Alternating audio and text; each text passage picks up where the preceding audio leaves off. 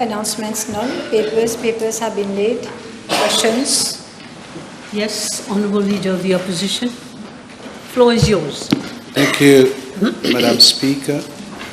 Madam Speaker, I've given notice of the following private notice question addressed to Dr. the Honourable Prime Minister, Minister of Defence, Home Affairs and External Communications, Minister of Finance, Minister for Rodrigues and Outer Islands, whether in regard to the death of Mr. J.K. Whitey, allegedly through the use of a firearm, he will, for the benefit of the House, obtain from the Commissioner of Police information as to where matters stand in respect of the police inquiry initiated thereinto, indicating the number of A, cases involving illegal weapons reported since January 2025 to date, further indicating in each case the types thereof and quantity seized, and B, firearms legally held in the country as at to date,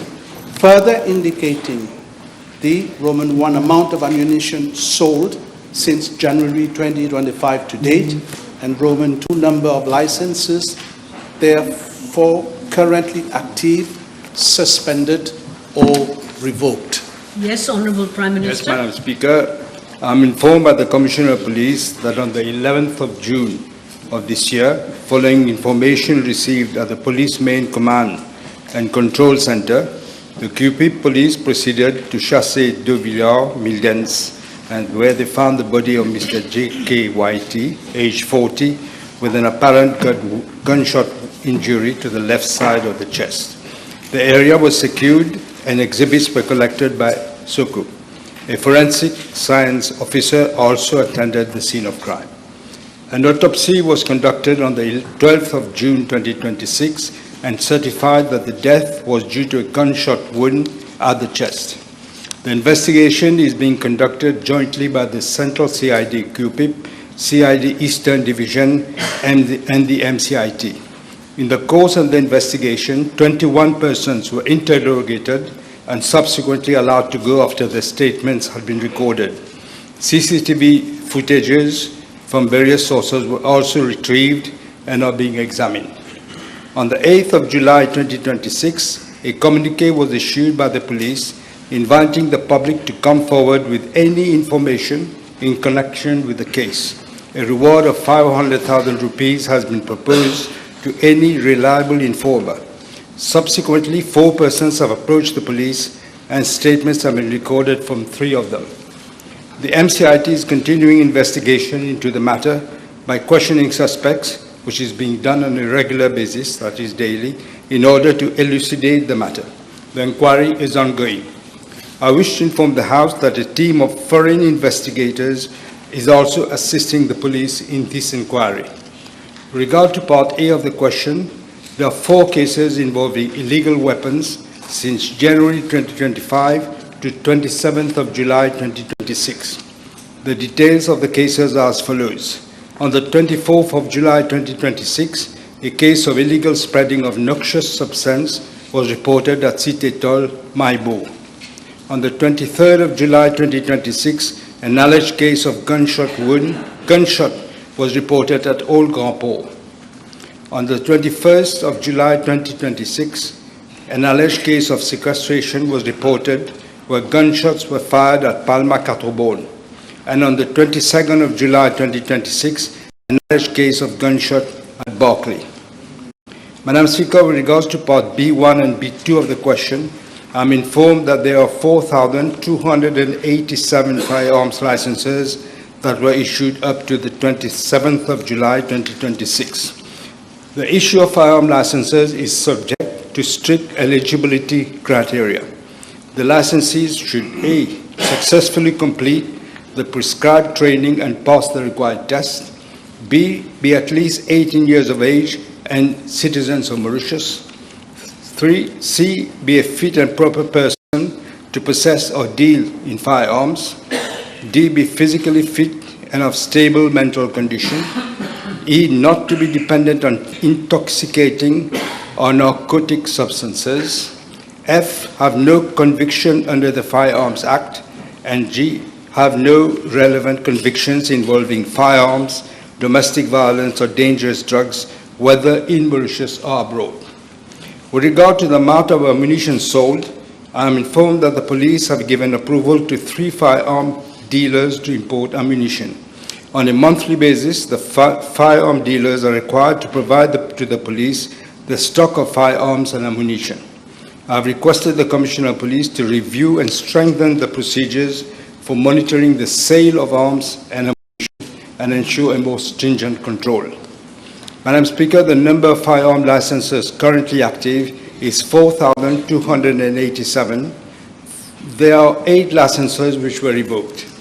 I have also requested the Commissioner of Police to review the criteria for granting of firearm licenses. At the same time, the Commissioner of Police will review the list of firearm licenses and revoke licenses whenever the reasons for such licenses were delivered and which are no longer valid.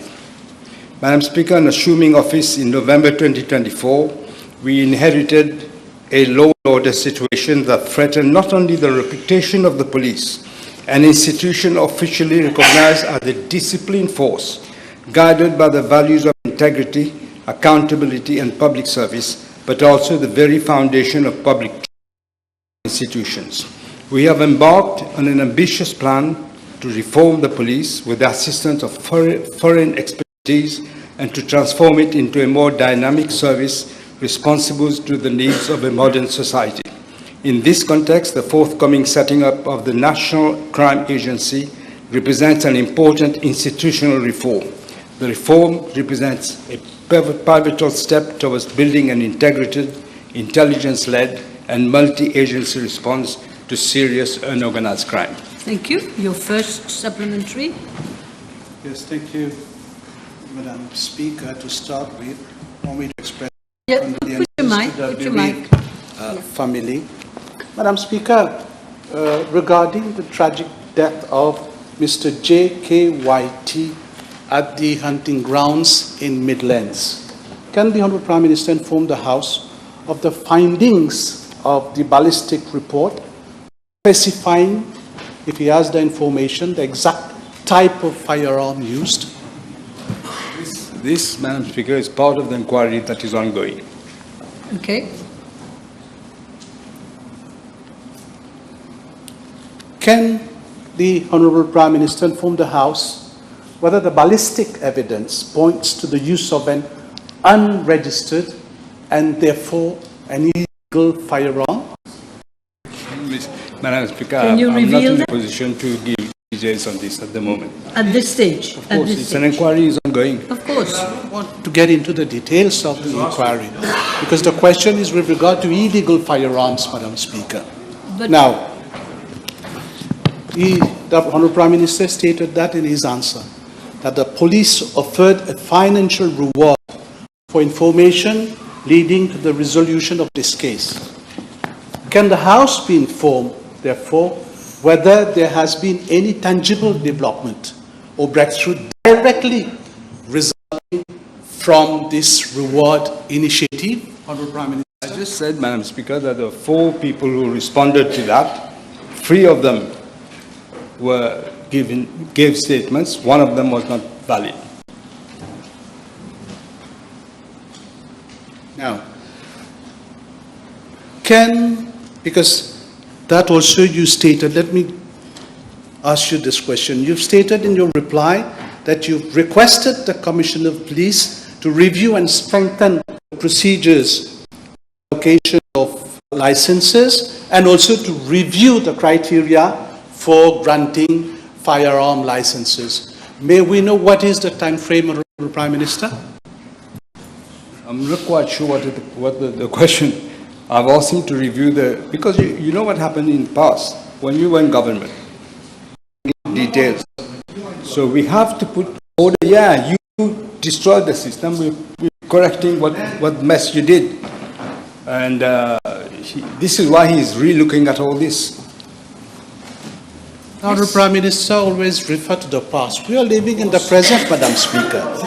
Now, can the Honourable Prime Minister inform the House if the police force has conducted physical inspections of all designated hunting grounds, that is chassés, across the island, including a thorough check of their registries against the National Firearm Database.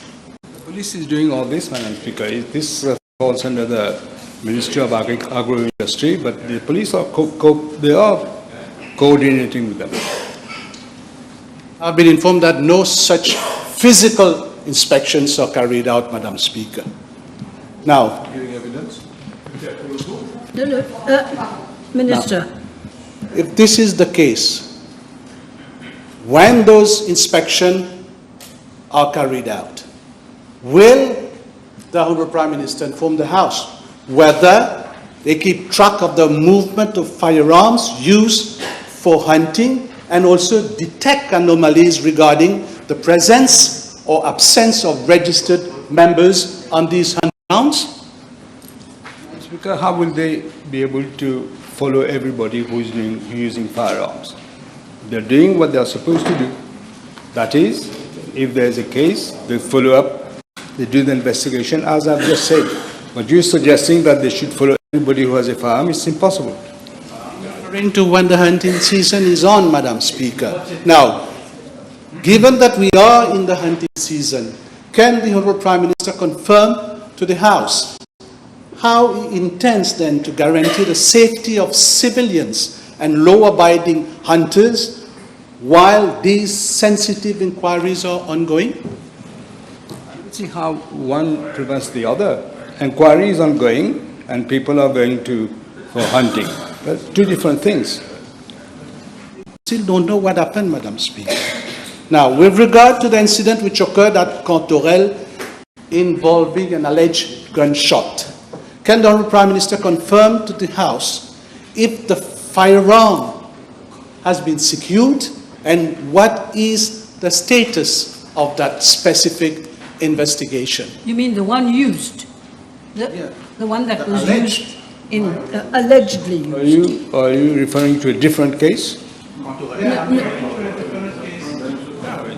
No, don't speak Of from... course, you asked a question about one case, now you're asking me about another. Don't speak from a sitting position, please. Madam Speaker, we are witnessing a disturbing rise in the use of alternative weapons, notably the use of samurai swords and telescopic batons, that is matraque telescopic. Is the Honourable Prime Minister aware that in recent months, civilians have been arming themselves with these dangerous weapons for self-defense out of fear of being attacked? It's unbelievable, as if we're living in America. Would you know? He should have looked what happened yesterday when his leader was questioned. He threatened to kill people with firearms, openly, to Ijimuli. And now he's telling me all this. The henchmen of the leader. No, Your people. come with your next question, please. Otherwise... This is not relevant at all, Madam Speaker.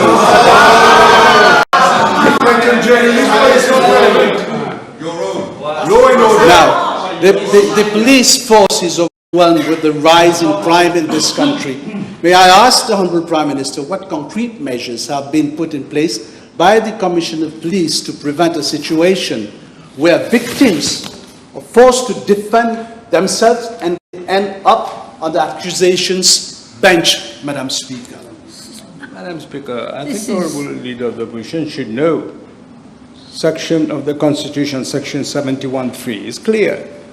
I give a general guidance, directions To the of policy to the Commissioner of Police. I don't tell him go and do this, go and do that, go and do that. That I can't do. Speaker, the fear is real in this country. The population no longer trusts the state to protect them, unfortunately. Madam Speaker, we often hear concerns regarding the use of tasers. Chup chap. Can the Honorable Prime Minister confirm, firstly, whether it is still under consideration for police officers to be equipped with tasers, Madam Speaker? Just to answer that first part, I've got three, I can table it. What happened during your mandate, where firearms were openly being sold. People who were going to tell the police, they were being arrested. Plusieurs vols d'armes à feu en 24 heures, in May 2022. Des pièces d'armes à feu saisies en enquête initiée pour importation illégale, September 2022. June 2016, armes à feu, les autorités désarmées. This is what was happening under the previous regime. This is what we're correcting. This is why we're coming with this new institution that is called the National Crime Agency to put order in all those things. Okay. Question. Some people are asking for supplementaries. Okay. Do you have? Yeah, I have quite a few questions. If you want to Okay. read them, then it's okay. Madam Speaker. Okay. Dr. Omia. Dr. Omia. Yes. Thank you, Madam Speaker. Then May I ask the Honourable Prime Minister, will you recommend to the Commissioner of Police or Government for the establishment of a centralized electronic registry enabling real-time monitoring of firearm licenses, renewals, transfers, losses, and revocations, since, as you just mentioned, in the last government, these were done openly selling arms to the public? Thank you. This is what I said earlier. It was arms were being sold openly. People were threatened yesterday. His leader, not threatened people with firearms to kill people yesterday in the public. This is what they were doing. One moment. The honourable member asked you whether you are agreeable. Can you say that again? To setting up. Yes, of course I'm agreeable. I believe that the police must be doing this, but I will check. Yes. I have Honourable Duval first. Thank you, Madam Speaker. May I ask the Prime Minister, referring to the inquiry in this case, more particularly the reward money has been offered, which I think, Madam Speaker, is the right thing where witnesses do not come forward. Drawing on that, can I ask the Prime Minister whether he will consider, in another court case, the cas de Nadine Dantier, whether he will consider, in that case too there were no witnesses brought forward, and the family has been looking to offer a reward, whether the Prime Minister will now consider to extend the same mechanism for the court case of Nadine Dantier. He's talking about case. I now. believe this was done, but I will have to check. I can't say for Yes. sure. But I can say that this case, I reopened the case, if you remember, and with the help of external police officers. And this is ongoing. The problem is all the evidence, a lot of the evidence have disappeared. So that is why it's taking so long. Yeah, okay. Wait for a while. Yes. Yeah, Madam Speaker, I take note that you've allowed the Honourable Prime Minister to quote from newspapers today in this House, Madam Speaker. Oh, okay. Madam Speaker, may I ask the Honourable Prime Minister whether he is aware of a disturbing practice where many persons holding licenses for hunting do not actively engage in the sport, yet continue, Honourable Prime Minister, to legally acquire ammunition year after year? I can only inquire because if they have applied for a firearm license for hunting and they don't go hunting, it is a choice that they make. Maybe they will go and hunt in 1 year's time. We have an issue, Madam Speaker. Can the Honourable Prime Minister confirm whether there are individuals in this country currently exploiting this practice to hoard artillery and ammunition, and whether any of these individuals are suspects in ongoing inquiries related to drug cartels Now in the we're country? talking of hoarding now. Not just, I explained just now, Madam Speaker, in my answer, that there are strict criteria for firearm licenses. I gave, I think, 1, 2, 3, 4, 5, 6, 7 criteria that I mentioned. These are the criteria that they have to stick to. yes, Mr. Bichuk. Oh, it's already done. Okay. Yes. Yes, thank you, Madam Speaker. You were on the same wavelength, it seems. Yeah, is the Honourable Prime Minister aware of the illegal online sale of restricted or prohibited firearms on social media platforms? And can you inform the House what actions are being taken by the police cybercrime unit to address same? The police are aware of this, Madam Speaker, and they are looking into that matter because this is a complex situation because they're doing it through internet. This also is being looked into. Yes, last. Thank you, Good. Madam Speaker. Will the Honourable Prime Minister inform the House whether consideration will be given to establishing a controlled firing range facility to allow legal firearm permit holders to undergo mandatory firearm safety and shooting training? That they have to do. These are part of the conditions for them to obtain a firearm license. Okay. Okay, we are done with the question. Thank you, everybody. Now we go to PMQT. Yes, I'm calling on Honorable Babulal. Yes. Thank you, Madam Speaker. B 1144. Madam Speaker, the House knows the state age pension will replace the basic retirement pension as from the 1st of January of 2027. The residency criteria to be eligible for the state age pension is also being reviewed from that date. Under the basic retirement pension scheme, the current residency criteria is as follows. Under the current system, a Mauritian citizen under the age of 70 who is residing or working abroad qualifies for the basic retirement pension if he or she has resided in Mauritius for an aggregate period of at least 12 years since attaining the age of 18. This residency criterion will no longer apply for a Mauritian citizen who reaches the age of 70. That is, he decides to stay there and to retire here.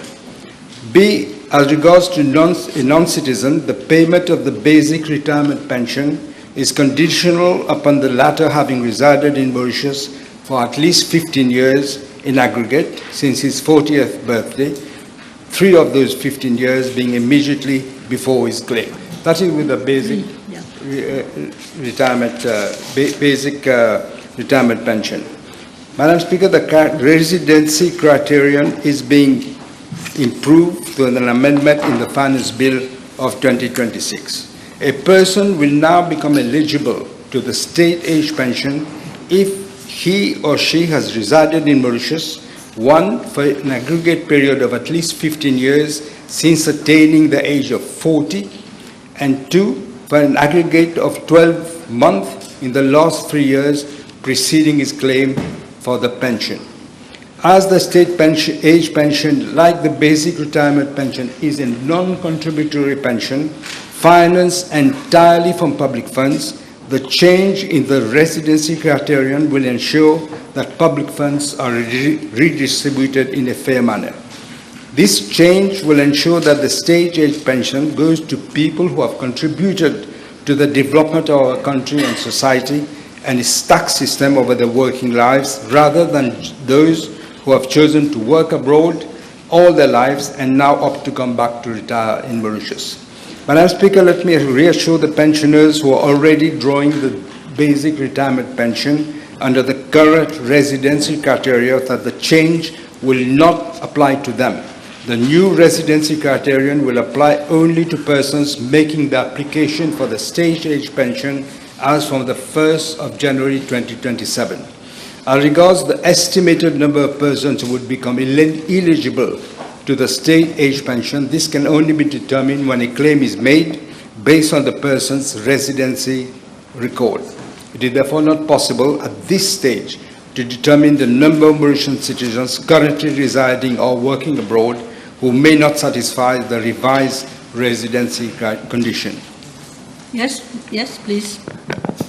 Thank you, Madam Speaker. I thank the Honourable Prime Minister for his answer. After the means test and the number plate measure that was suspended, this is the third measure that is being revisited by You're not the putting government. a question. Given that the finance bill actual residency requirement, an aggregate of 12 months within the last 3 years differs materially from what was announced in the budget. And next, can the Prime Minister inform the House why this discrepancy was allowed to stand unclarified for so long? So that it was allowed to stand for so long is the fact that we do not want people who have stayed abroad, work abroad, up to the age of retirement, then suddenly come to Mauritius to retire and benefit from the same pension scheme. That is the reason. Yes? Second. Can the Honorable Prime Minister inform the House whether any actuarial or fiscal impact assessment was carried out before setting the 15-year threshold? And if so, will the Honorable Prime Minister table it for the benefit of the House? The people who were working on the pension, this was a policy decision. It's not by the experts. We decided that somebody who stayed abroad, worked abroad, and then comes to retire to Mauritius should not be entitled to that pension when he's died. He has never paid taxes here, never done anything for Mauritius. It hasn't improved anything here. That is the reason. It's a policy decision. Okay. Next question.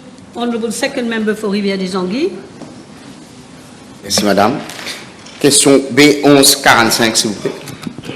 Madam Speaker, I'm informed by the Commissioner of Police that from the 1st of January 2014 to 27th of July 2026, 23 police officers were arrested and interdicted from duty in connection with 18 cases of drug trafficking. The outcome of these cases is as follows. In 2014, a case was established against 2 police officers. One of the police officers passed away during the inquiry, and the second one was sentenced on the 31st of May 2019 to a penal servitude of 15 years and a fine of 10,000 rupees. In 2016, in one case, 3 police officers were arrested. Again, one of them passed away during the inquiry.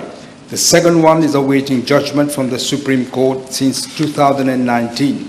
And the third one was sentenced to 35 years of penal servitude and a fine of 150,000 rupees. However, the latter has lodged an application for leave to appeal to the Judicial Committee of the Privy Council. In 2017, one case was registered involving one police officer who was sentenced to 15 years of imprisonment and a fine of 200,000 rupees in November 2023. In 2019, one police officer was arrested and advice from the Office of the Director of Public Prosecutions is awaited since May 2023. In 2021, 2 cases were registered, each involving one police officer. The first police officer was sentenced to 8 years penal servitude and a fine of 50,000 rupees in March 2025, while the other officer is awaiting trial. In 2022, 2 cases were registered, each involving one police officer. For the first police officer, a case has been lodged before the assizes, and the ruling has been reserved following arguments by counsels on the 6th of February 2026. The case of the second police officer is still under inquiry. In 2023, one case was registered involving one police officer, and the case is under inquiry. In 2024, 4 cases were registered, each involving one police officer. The case of one of the police officers has been lodged before the Supreme Court in January of this year and came for mention on the 23rd of June of this year. The cases of the remaining 3 officers are still under inquiry. In 2026, 5 cases were registered involving 7 police officers, and these cases are also under inquiry. I should add, Madam Speaker, that government will be reviewing the policy regarding payment of full salary to public officers under interdiction. Thank you. Yes. Yes, one question. Thank you, Madam. Can the Honorable Prime Minister inform the House what was done and what will be done to deter police officers from being engaged in such illegal, illicit or immoral activities? No, actually, as it stands, I've mentioned how they were sentenced to long periods, 35 years in one case, I think I said, and plus the fines. But if after we have the National Crime Agency, if we feel there's a need to strengthen this, it will be strengthened. But the bad apples will be sorted out. Yes, all right. Next question, Mr. Etwaria. Oh, I'm sorry. It's not I didn't see you. All right. I just received a note. No problem. Madam Speaker, I spoke about that the last time. I'll ask the Prime Minister with regards to what he has just stated, reviewing the payment to interdicted police officer. I will ask the Prime Minister to consider setting up a specialized tribunal for cases of offences on the job. Like in any other profession where you are employed and you contradict your terms of employment, you are taken to task regardless of the penal prosecution that may come. Whether he will consider, like other countries have done, setting up a specialized tribunal, taking them to task, because I would like to remind the Prime Minister that according to the Director of Audit, 400 million rupees is spent on payment of interdicted officers, many of whom for drug offences on the job. Okay, yes, Prime Minister. That's why I said we're reviewing this policy, that they should not be allowed to take the full pay while they're waiting for years for the case to come to court. This I will have to talk to the members of the judiciary to see whether they're prepared to have the tribunal. Already they complain that there is a long list and they want, it's difficult. This is why when you answer the question, you saw, for example, a case is investigated, sent to court, it takes a long time. Yes. Honourable Third Member for Grand B, Poudre-d'Or. Merci Madame la Présidente. B1046, s'il vous plaît. Madam Speaker, with regard to Part A of the question, I'm informed that Mauritius has concluded 12 bilateral and plurilateral maritime defense and security arrangements and memoranda of understanding with friendly countries and regional organizations. Collectively, these agreements provide the legal framework for cooperation in areas such as maritime security and maritime domain awareness with a view to enhancing the protection of our exclusive economic zone.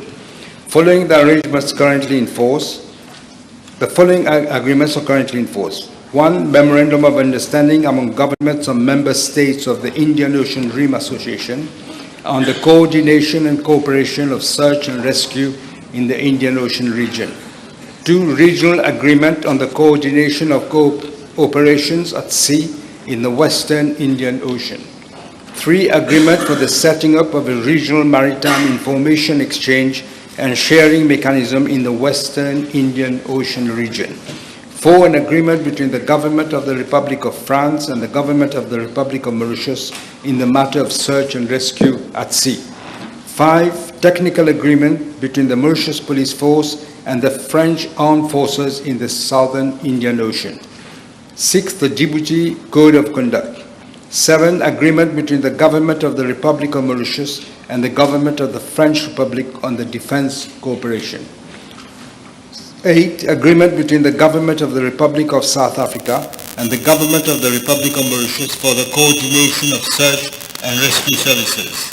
9. Technical agreement on sharing white shipping information between the Indian Navy and the Mauritius Police Force. 10. Lettre d'intention relative à l'établissement d'un jumelage entre deux unités des forces de police mauriciennes et des forces armées françaises.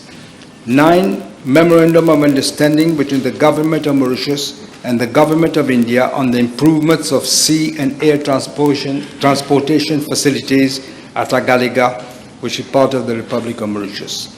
And 9. State partnership program between Mauritius Police Force and the New Mexico National Guard of the United States of America. Madam Speaker, the broad objectives of the agreement are: 1. To facilitate the timely exchange of maritime information and intelligence. 2. To enhance cooperation in combating piracy, armed robbery at sea, illicit trafficking, terrorism, and other forms of transnational organization crime. C. Promote coordinated maritime operations, search and rescue activities, and humanitarian assistance where appropriate. D. Strengthen interoperability through joint training exercises, technical assistance and capacity building. And E. Strengthen preparedness and response capabilities for natural disasters and major emergencies. Furthermore, there is one agreement currently under consideration with the United States of America for the strengthening of maritime operations to combat transnational organized crimes. Madam Speaker, with regard to Part B of the question, I'm informed that none of the defense and security arrangements currently in force or under consideration provides for or otherwise relates to the exploitation of oil, gas, or other natural resources within the exclusive zone. Yes, go ahead. I thank the Prime Minister for his answer. Can the Prime Minister give some elements of information regarding the choice of a French company, Viridia, which was announced last Friday, that can eventually lead to the discovery of raw materials in the Indian Ocean? None of these agreements pertain to look for these petroleum products or whatever minerals might be in our region. These agreements do not concern these. But although I should add, the joint agreement between us and the Seychelles for the Mascarene Plateau, this we have included in. Okay, next question. Honorable third member for Vieux-Grand-Port, yes? Thank you, Madam Speaker. PQ B1147, please.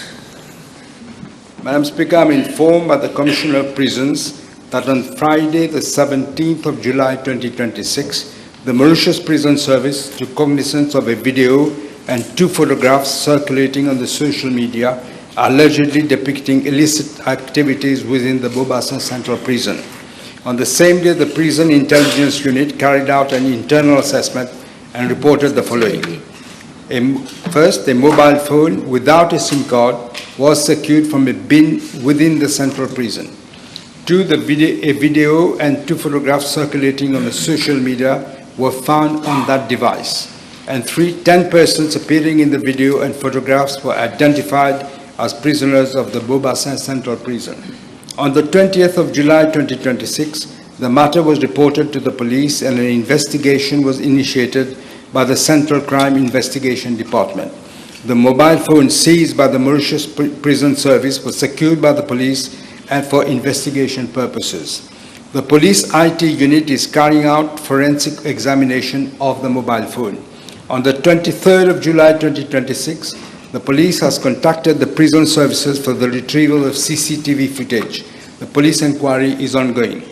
I'm informed that the Commissioner of Prisons has transferred detainees BJ, HR, and PC to Phoenix Prison and PLF to Eastern High Security Prison. The remaining 7 detainees were relocated to different association yards and segregation units of the central prison of Bobassa. Yes, yes.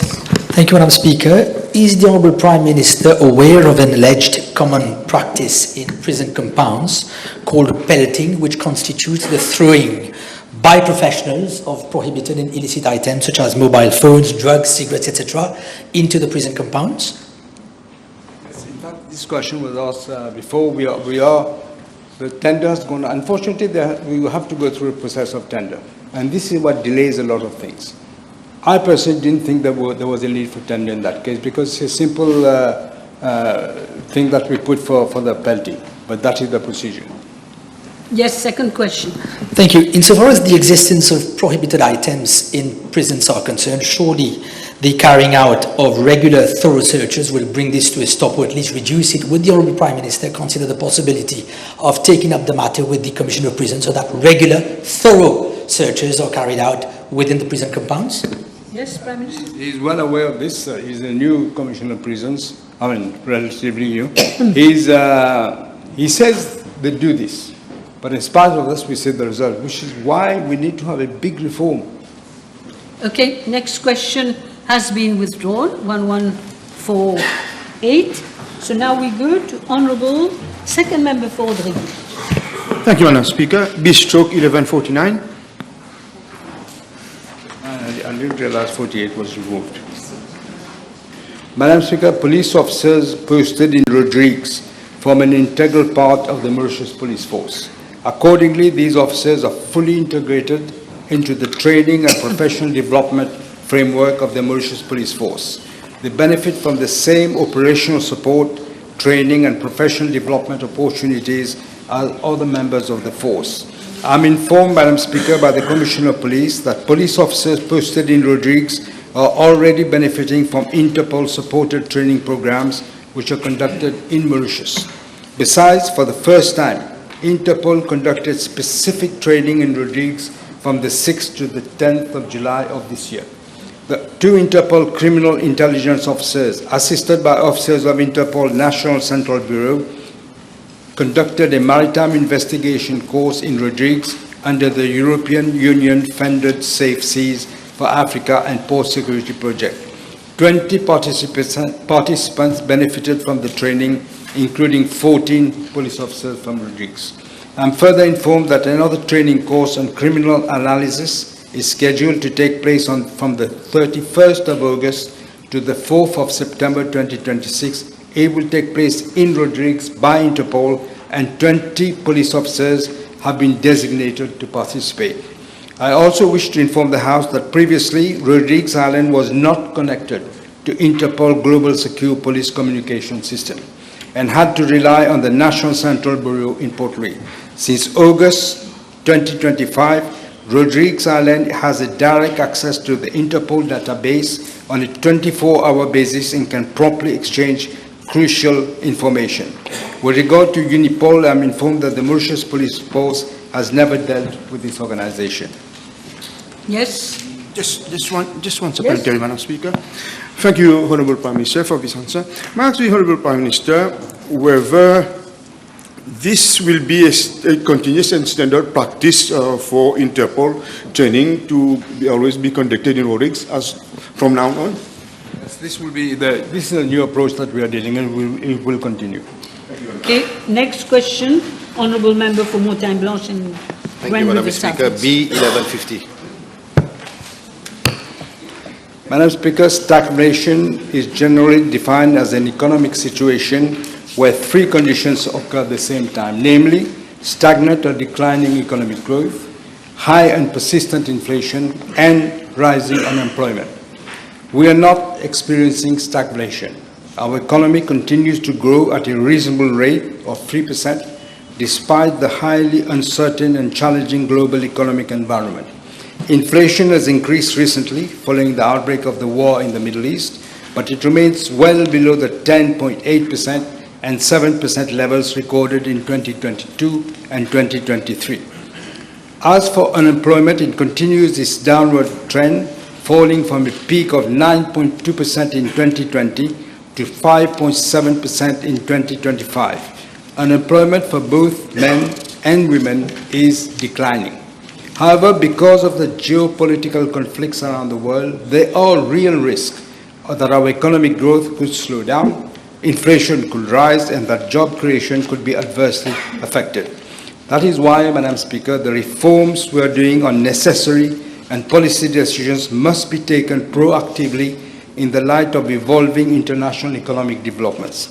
With regards to Part A of the question, we have taken various measures to mitigate the negative impact of such external developments.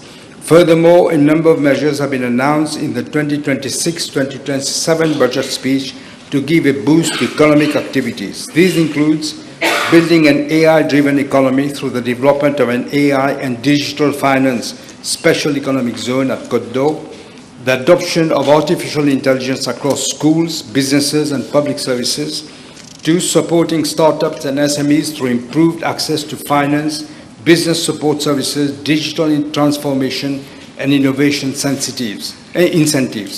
Modernizing the manufacturing sector by encouraging industrial upgrading, improving productivity, promoting digital technologies, adoption, and supporting higher value-added manufacturing activities.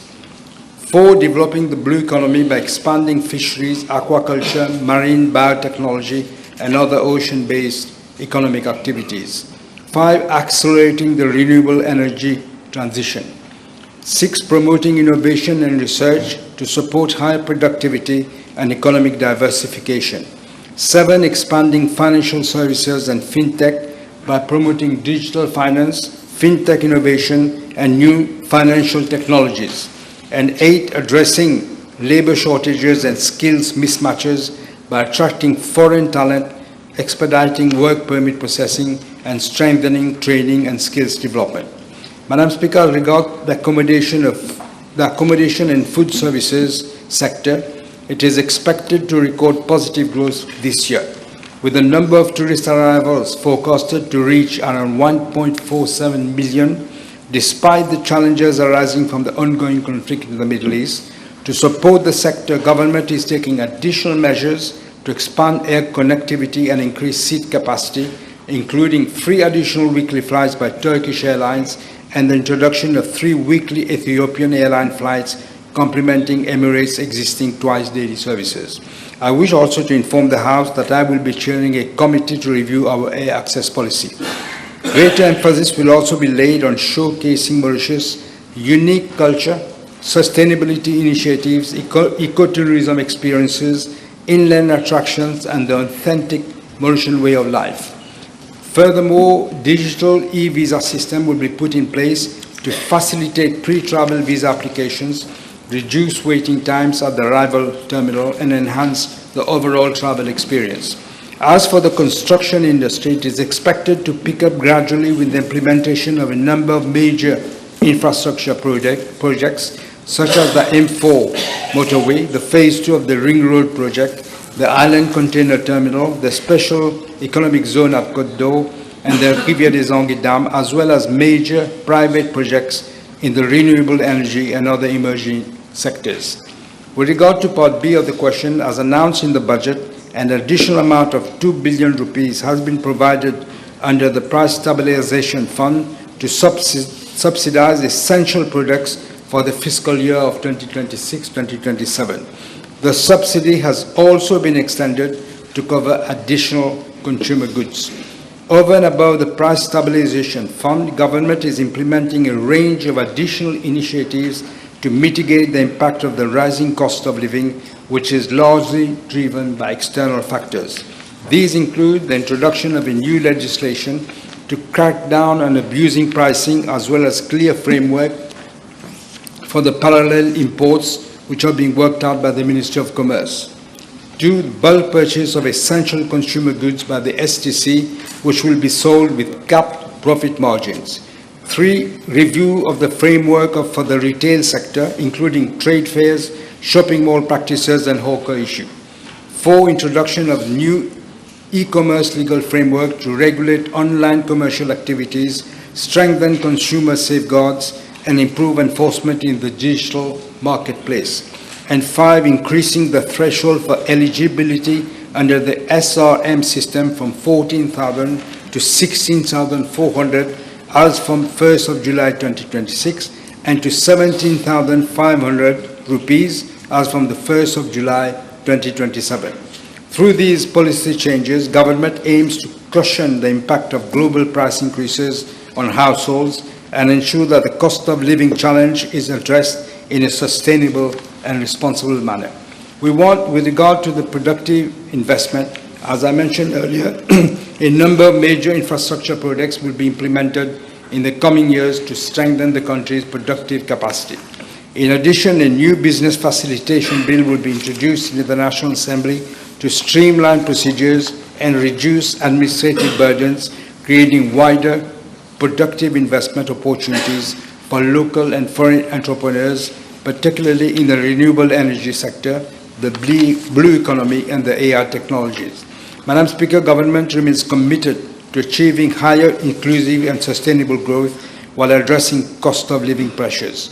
By implementing appropriate support measures, advancing productivity reforms, and promoting investment in key productive sectors, government will continue to strengthen economic resilience, protect household purchasing power, and build a more competitive economy.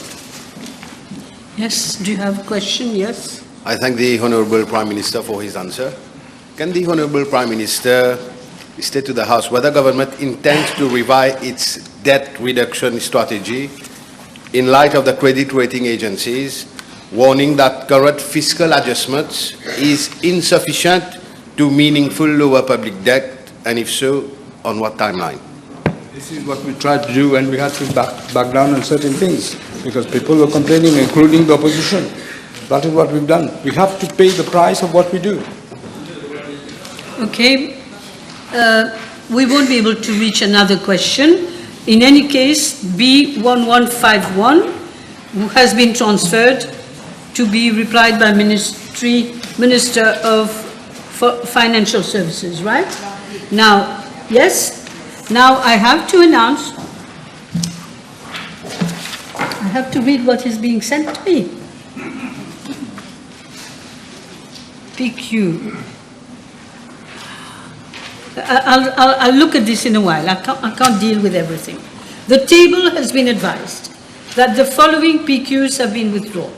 B1155, 1164, 1160, 1157, 1161, 1166, and 1159. Let me try and see if I can work out this. B1165.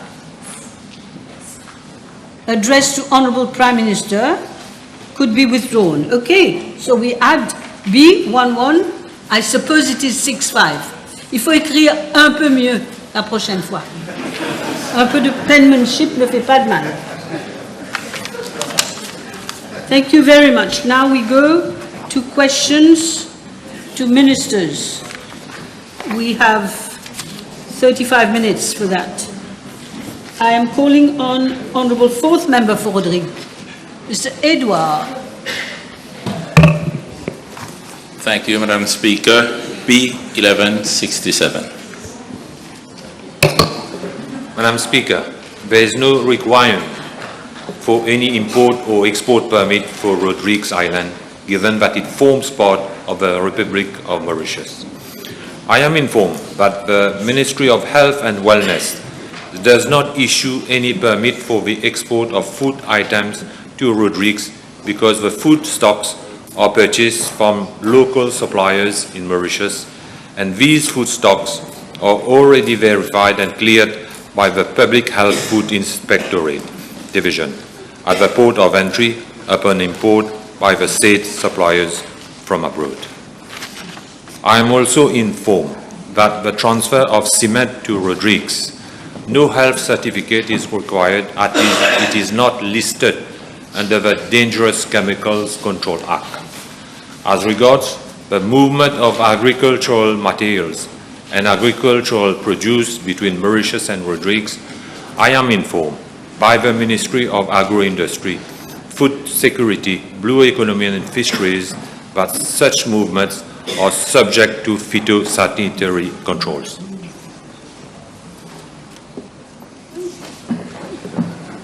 I'm sorry. I'm so sorry. I'm forever being solicited. Yes, please. Yes, thank you. I thank the Honourable Minister for his reply. May I ask the Honourable Minister, can individuals who are facing problems report to the Ministry, mainly concerning cement? There are individuals, other than construction companies, that are facing problems to ship cement to Rodrigues. Well, I am informed that there is no requirement for import permit. However, there is an issue with one company which is asking to import at a subsidized rate. I understand that the Rodrigues Subsidy Account Management Committee is working on it. They are considering it and they will let them know. Okay now? Right, let's call Honourable Third Member for Port-Louis North and Montaillon, Mr. Kazan. Thank you, Madam Speaker. PQB 1168, please. Madam Speaker, I am informed by the NLTA that further to my reply to PQB 137 at the sitting of 24th March 2026, appropriate actions have been initiated for the issue of additional public service license for taxi operators at Bois Marchand. Indeed, a survey carried out on 25th of March 2026 confirmed that Bois Marchand, having a population of approximately 2,500 inhabitants, remain largely dependent on public transport, given the relatively low level of private car ownership. One taxi car is licensed to operate from the locality at the moment, and this is manifestly inadequate to meet the requirements having regard to the said population figure. Based on the survey findings, the level of service, existing bus services, and the generally applicable rule of thumb of 1 taxi per 600 inhabitants, the NLTA has determined that there is a need for the provision of 3 additional taxi licenses in the locality. I am further informed by the NLTA that a communique inviting applications from residents of Bois Marchand, which is a requirement, will be issued by mid of August in a few days' time. Madam Speaker, as I informed in my reply to PQB 1101 last Tuesday, the NLTA has an acute shortage of officers in the inspectorate cadre with only 15 inspectors in post against an establishment of 45. And this is not our fault. This for many years has been ongoing. Hence, it's taking time to resolve issues. I'm, however, given to understand that the recruitment exercise by the PSC is nearing completion and that the first batch of inspectors is expected to join the NLTA in the coming weeks.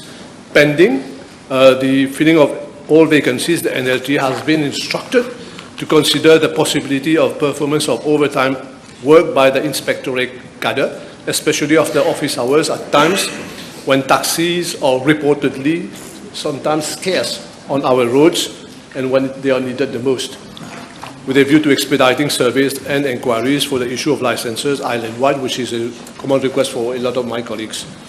Madam Speaker, to end, up to now, some 7,802 taxis have been licensed by the NLTA.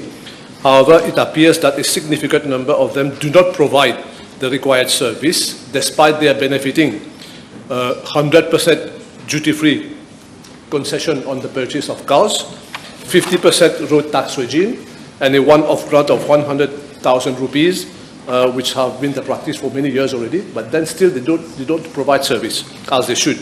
The disciplinary committee of the NLTA has assured me that they are adopting a harsher approach and that there will be no leniency in tolerating those who do not provide the adequate level of service, and if requires, their licenses will be revoked. Thank you. Yes, Mr. Kazem. Madam Speaker, thank you, Honourable Minister, for his answer. May I ask the Honourable Minister whether any assessment has been carried out on the number of additional taxi licenses that may be required in view of coming into operations of online platform taxi services such as Uber? Yes, I would not like to use a particular commercial name like Uber because there is an ongoing court case, but it is generally believed from among the public and taxi operators that such platforms, there are about a dozen of them, do provide accessibility for people wanting to have taxis. Many at times at odd hours. If you look for a taxi at 11 o'clock at night, sometimes you don't get it because there is no one on the road. But such platforms can indeed go a long way to make available taxi services more readily to the public. I think the current budget makes provision for us to prepare a framework for this. Okay. Okay, good.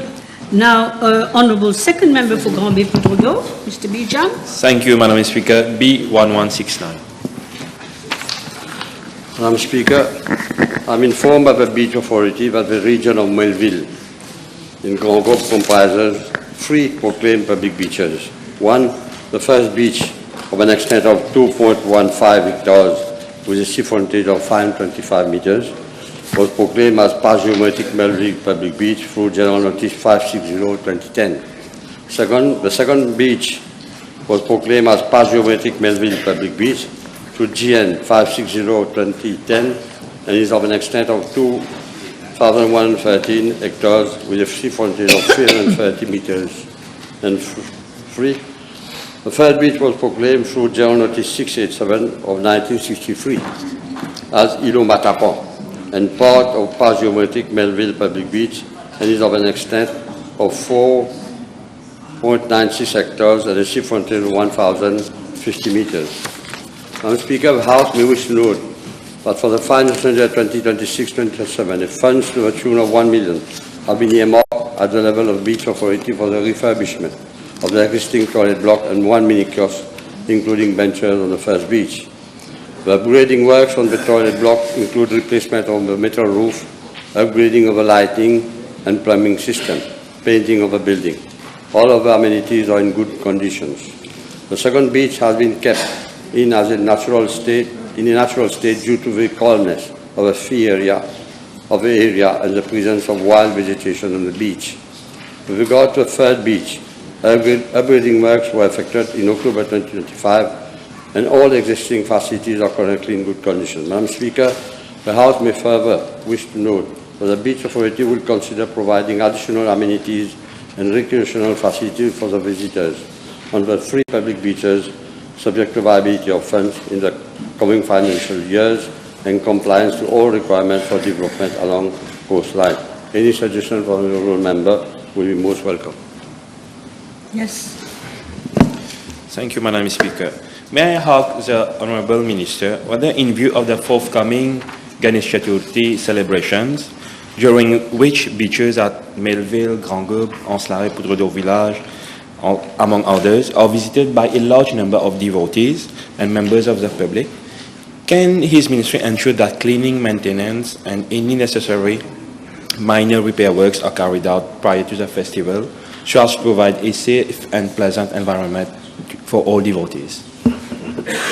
Speaker, we are working on the forthcoming Ganesh Chaturthi festival, not only in Melville but around all the coast where the devotees will be going.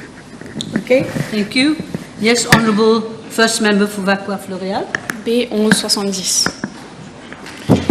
Madam Speaker, after holding several consultations with relevant stakeholders, including tripartite consultation at the level of the Advisory Council for Occupation, Safety and Health, and with the technical assistance of the International Office for Migration, my ministry made the Occupational Safety and Health Centralized Lodging Accommodation Regulations 2026, which came into operation on 30th of June 2026.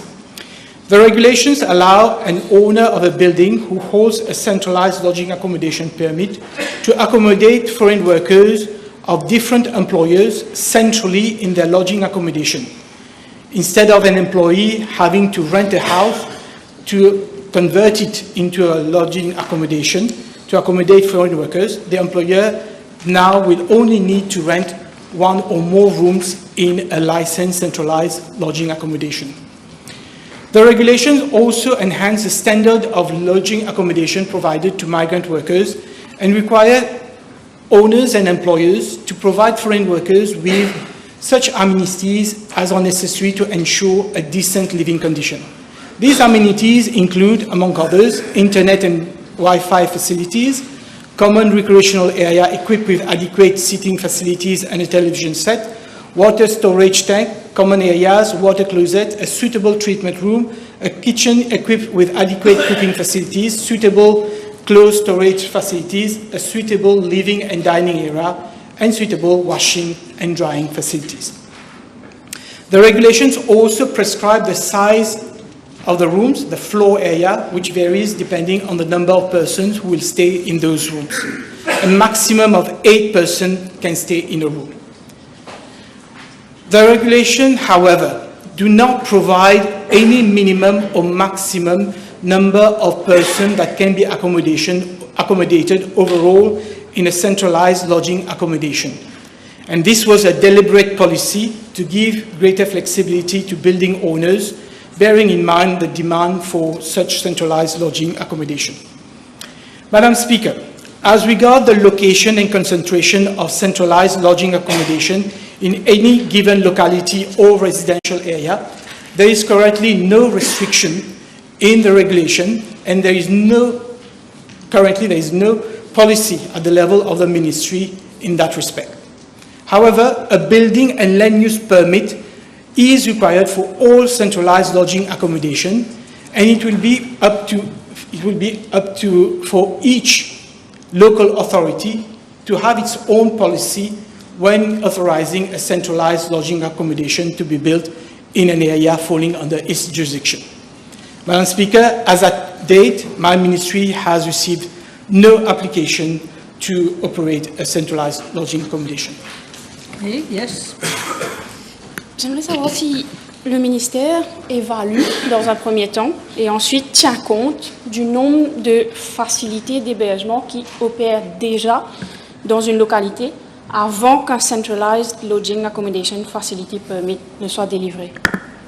Yes. As I mentioned, Madam Speaker, there is currently no such policy. It will be up to the local authorities, because we will request at the level of our ministry a valid building and land use permit. So it will be for each local authority to have regards to the number of existing dormitories, to have regards to complaints received by neighbors before they grant a building and land use permit. Okay, second question. D'un point de vue procédural, Madame la Présidente, si un bâtiment est déjà construit, il n'aura pas besoin d'un PMI de construction, il n'aura pas besoin d'un BLUP. Donc, dans ce cas, il n'y aura pas de consultation ni d'évaluation des hébergements déjà existants. Donc, dans ce cas-là, qu'est-ce que son ministère prévoit? Qu'est-ce que le ministère? Qu'est-ce que son ministère prévoit pour évaluer les hébergements déjà existants, pour qu'il n'y ait pas trop de concentration dans un même endroit? Ou alors, est-ce que son ministère envisage de collaborer avec les autres ministères, dont le ministère des collectivités locales, pour faire cette évaluation? Minister. Unfortunately, Madam Speaker, the honourable member is mistaken. Existing building, it will be converted into a dormitory or a centralized dormitory will require a building and land use permit, and this has been the policy of local government. We have opinion to the effect that even if you have a private house, resident property, you need to convert to, and you want to convert it into a dormitory, you need a building and land use permit. So we will, it will always, even for existing building, if they want to use it as centralized accommodation, they will require building and land use permit. You can still keep in touch with the Minister of Local Government. As I said, Madam Speaker, at the moment, the policy is on each local authority. Yes. Maybe going forward, there can be a policy at the level of my ministry, but for the time being, there is no such policy. Good. Next question. Honourable First Member for Thank you, Madam Speaker. B 1171. Madam Speaker, the current grant-in-aid GIA scheme for private pre-primary schools was approved in 2023 and became operational on 1st January 2024. At present, 417 private pre-primary schools benefit from the scheme at an annual amount of approximately 825 million. In addition, 106 private pre-primary schools which did not opt to join the GIA scheme currently receive a monthly per capita grant of 400 rupees per child, representing an amount of 26 million annually. These schools are authorized to charge tuition fees from parents. Following the announcement made in the budget speech 2025-2026 regarding a review of the scheme, government established an interministerial committee to undertake a comprehensive assessment of the existing arrangements and to make appropriate recommendations aimed at ensuring the scheme's long-term financial sustainability while preserving access to quality early childhood education. Madam Speaker, in carrying out its mandate, the Interministerial Committee examined the existing scheme and considered representations received from private pre-primary school operators, the Confédération des travailleurs des secteurs publics et privés, CTSP, and other relevant stakeholders. Following its deliberations, government approved the committee's recommendations, namely, 1. The continued payment of salaries of employees of schools operating under the GIA scheme. B. The introduction of a revised staffing model whereby schools with an enrollment of up to 20 pupils will operate under a teacher-manager model, replacing the existing manager post. The incumbent will receive the salary applicable to a teacher together with a monthly managerial allowance of 5,000 rupees. C. The phased upgrading of qualifications of existing managers. D. The gradual phasing out of the grades of assistant teacher and assistant manager. E. The phased adoption of a teacher-pupil ratio of 1 to 20 in lieu of the current ratio of 1 to 15. F. reimbursement of a monthly rental expenses up to maximum of 5,000 rupees for the 33 schools with an enrollment of up to 20 pupils. G, the discontinuation of rental reimbursement for the 117 schools with an enrollment exceeding 20 pupils. H, a 50% reduction in the reimbursement of operational expenses. And I, the strengthening of governance, accountability, and monitoring mechanisms to ensure the transparent and efficient utilization of public funds. In addition, the monthly per capita grant of 400 rupees currently payable to the 106 fee-charging private pre-primary schools outside the GIS scheme will be discontinued. These measures were formulated after careful consideration of a long-term financial sustainability of the scheme, prevailing economic conditions, and the need to safeguard public resources, and the objective of preserving employment within the private pre-primary education sector. Madam Speaker, the reimbursement of operational expenses has been reviewed following inspections conducted by officers of the Early Childhood Care and Education Authority, which reveal instances where certain items claimed under operational expenditure, including furniture and equipment, which were either not utilized for educational purposes or were not being used in accordance with the objectives of the scheme. Similarly, rental reimbursement has been capped at 5,000 rupees per month for the 33 schools with an enrollment of up to 20 pupils. I wish to inform the House the disparity in the rental. There are some schools which have only 13 pupils, which have a monthly rental of 35,000 rupees, 38,000 rupees, 16,000 rupees, whereas other schools which manage with 1,000 rupees, 2,000 rupees, etc. Government considers that the grant represents only a limited contribution towards the fees paid by parents. Its discontinuation will enable available public resources to be redirected towards strengthening the support to the GIS scheme.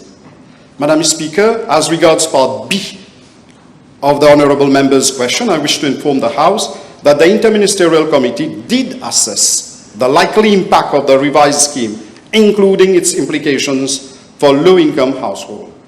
The assessment concluded that parents will continue to have access to free pre-primary education by enrolling their children either in the public pre-primary schools or in private pre-primary schools operating under the revised GIS scheme.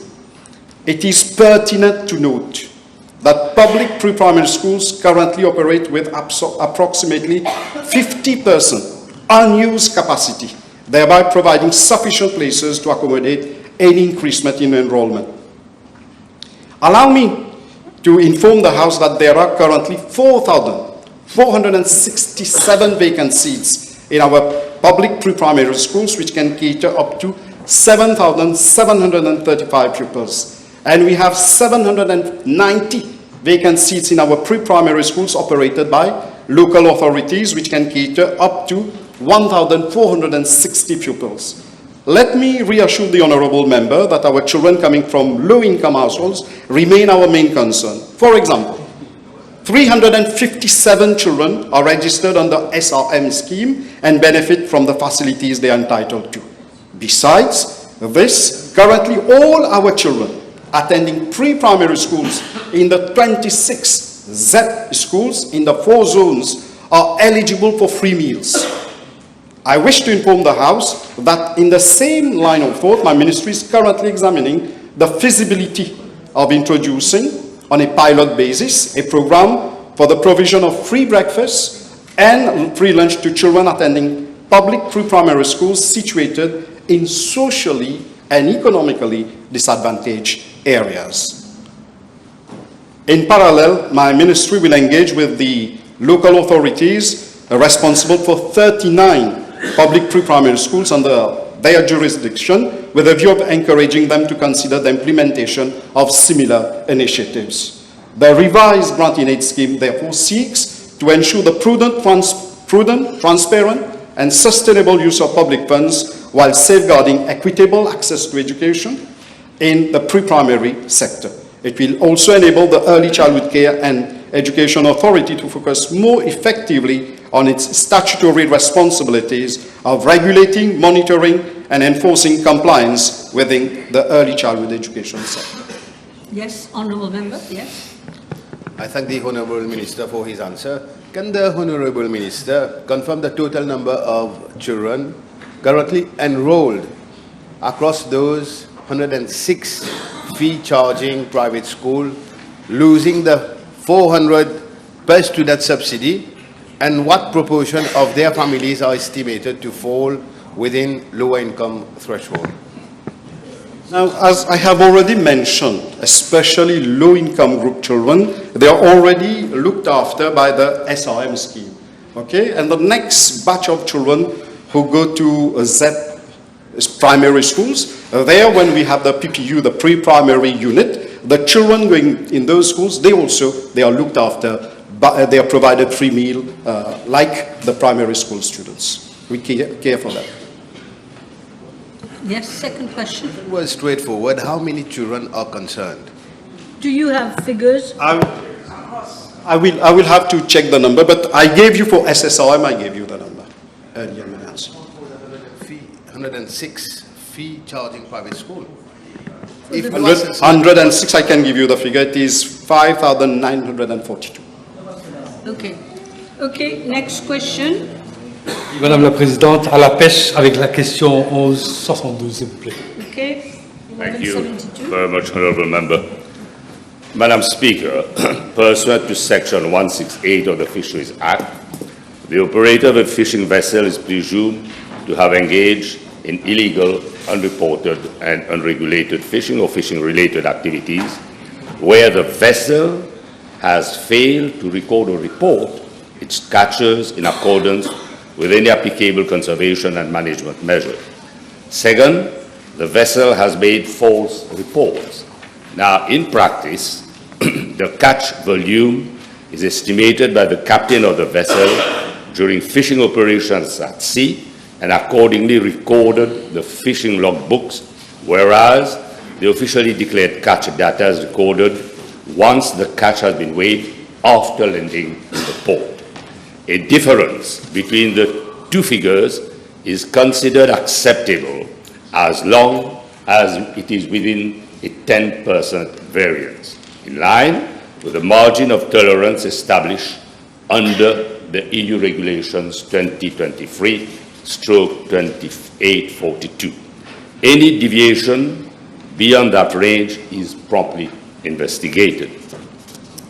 Madam Speaker, I'm informed that as per the recorded figures for years 25-26, no significant discrepancies have been observed between the officially declared catch data and the actual catch volume recorded with regard to either tuna fisheries or bank fisheries, which are two major types of fisheries in our exclusive economic zone.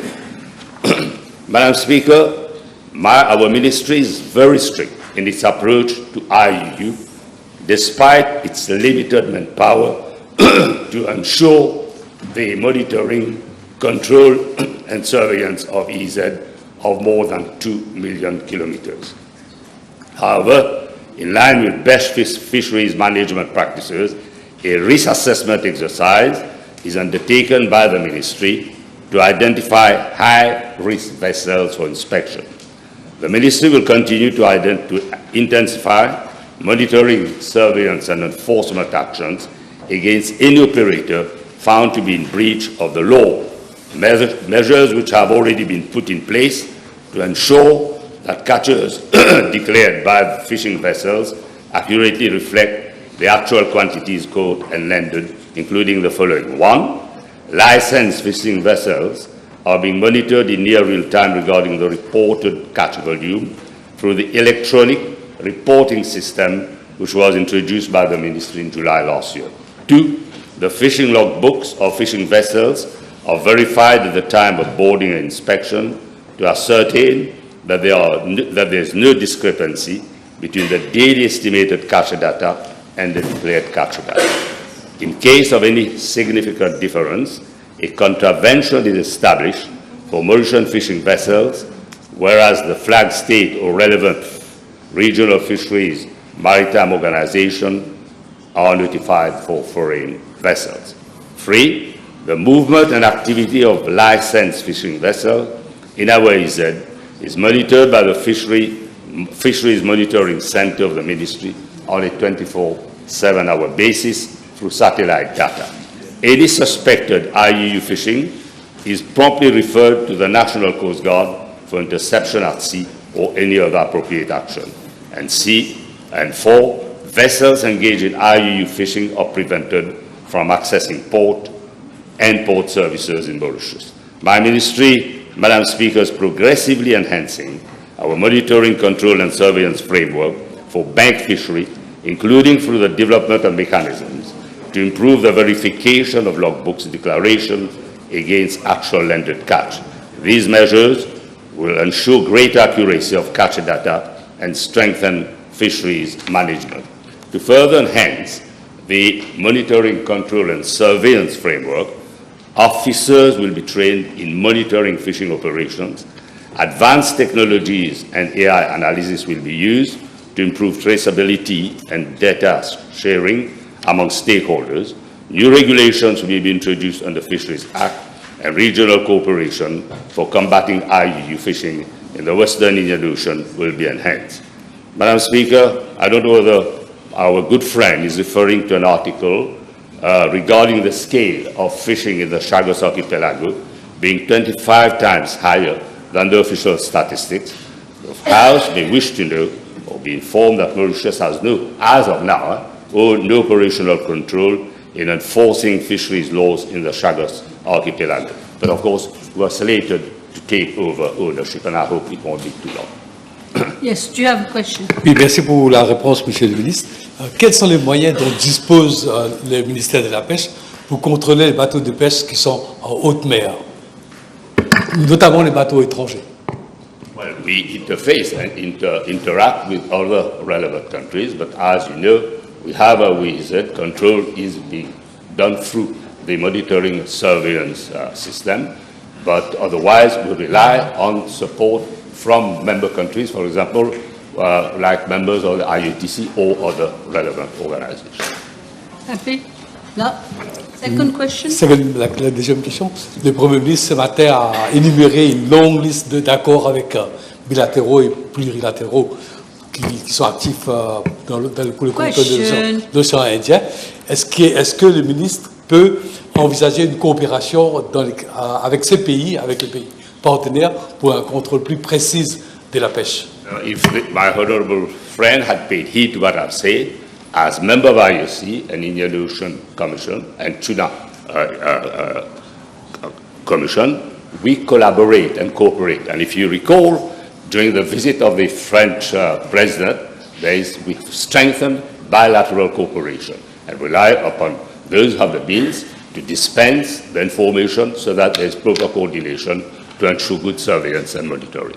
Thank you. We will end here for this morning.